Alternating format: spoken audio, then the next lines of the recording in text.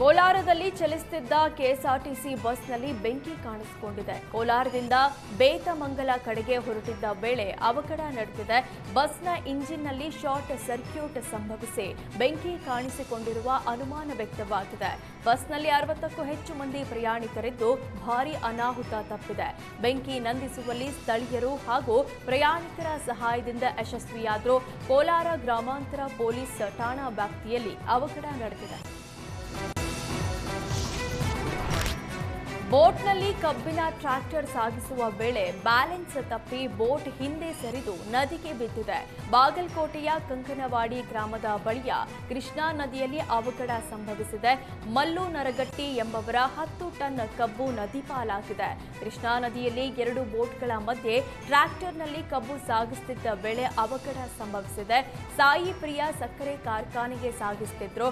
ಕಬ್ಬು ನೀರಲ್ಲಿ ಮುಳುಗಿ ಲಕ್ಷಾಂತರ ರೂಪಾಯಿ ಹಾನಿಯಾಗಿದ್ದು ನದಿಗೆ ಸೇತುವೆ ನಿರ್ಮಿಸದೆ ನಿರ್ಲಕ್ಷ್ಯ ವಹಿಸಿದ್ದ ಸರ್ಕಾರದ ವಿರುದ್ಧ ರೈತರು ಕಿಡಿಕಾರಿದ್ದಾರೆ. ಉತ್ತರ ಕನ್ನಡದ ಹೊನ್ನಾವರ ಗೇರುಸೊಪ್ಪ ಬಳಿ ಕಾರು ಪಲ್ಟಿಯಾಗಿ ಬೆಂಕಿ ಹೊತ್ತಿ ಇಬ್ಬರು ಸಜೀವ ದಹನ ಆಗಿದ್ದಾರೆ. ಕಾರಿನಲ್ಲಿ ಇದ್ದವರ ಗುರುತು ಪತ್ತೆಗೆ ಪೊಲೀಸರು ಮುಂದಾಗಿದ್ದು ಸಿದ್ದಾಪುರ ಚಂದ್ರಘಟ್ಟದ ವ್ಯಕ್ತಿಗಳು ಕಾರಿನಲ್ಲಿದ್ರು ಅಂತ ಮಾಹಿತಿ ನೀಡಿದ್ದಾರೆ. ಮತ್ತೊಂದೆಡೆ ಕಾರಿನ ನಂಬರ್ ಪ್ಲೇಟ್ ಬೆಂಕಿಯಲ್ಲಿ ಸುಟ್ಟು ಹೋಗಿದೆ.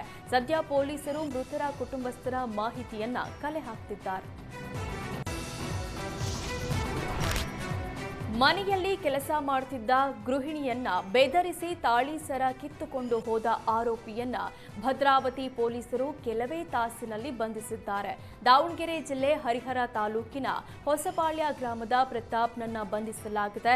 ಆರೋಪಿಯಿಂದ 1.50 ಲಕ್ಷ ರೂಪಾಯಿ ಮೌಲ್ಯದ ಚಿನ್ನಾಭರಣ ವಶಕ್ಕೆ ಪಡೆದಿದ್ದಾರೆ. ನ್ಯೂಟೌನ್ ಠಾಣೆಯಲ್ಲಿ ಪ್ರಕರಣ ದಾಖಲಾಗಿದ್ದು ಪಿಎಸ್ಐ ಟಿ ರಮೇಶ್ ನೇತೃತ್ವದಲ್ಲಿ ಕಾರ್ಯಾಚರಣೆ ನಡೆಸಿ ಆರೋಪಿಯನ್ನ ಬಂಧಿಸುವಲ್ಲಿ ಯಶಸ್ವಿಯಾಗಿದ್ದಾರೆ. ಆರೋಪಿ ಪ್ರತಾಪ್ ಕೃತ್ಯಕ್ಕೆ ಬಳಸಿದ್ದ ಬೈಕ್ ಜೊತೆಗೆ ಆತ ಅಪಹರಿಸಿದ್ದ ಚಿನ್ನಾಭರಣ ಜಪ್ತಿ ಮಾಡಲಾಗಿದೆ.